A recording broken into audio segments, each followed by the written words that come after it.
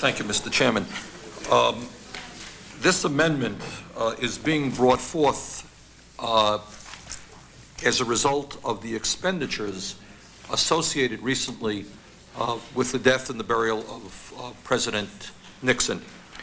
And in my state, I received some mail on the issue where people were amazed at the amount of government money that ended up being spent, not just for Mr. Nixon, of course, but for any president, and that's what we deal with in this amendment.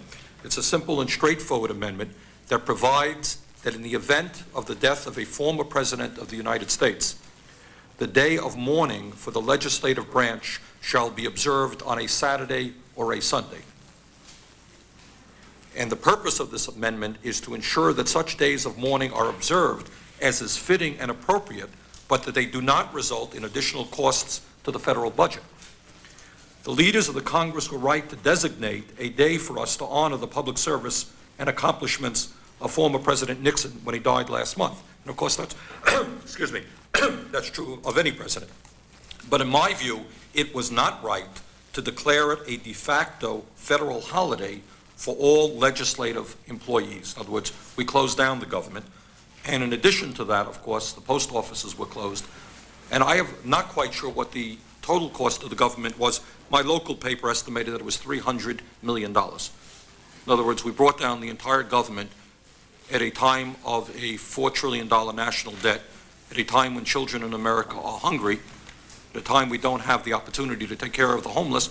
We spent some $300 million in order to honor and bury the president. And my own guess would be that our living former presidents right now, as well as Mr. Nixon, probably would have objected to that huge amount of money. We can honor former presidents. They must be honored. They must be respected. But in a time of fiscal crisis, I don't believe it is necessary to spend up to $300 million for that purpose. I would suspect that if you had them here today, they might very well agree with us. Obviously, we are not here legislating today for the post office, for other branches of government, just for our own expenditures. The estimate, I believe, the best estimate that I have heard is that closing down the federal bureaucracy in Washington cost about $60 million.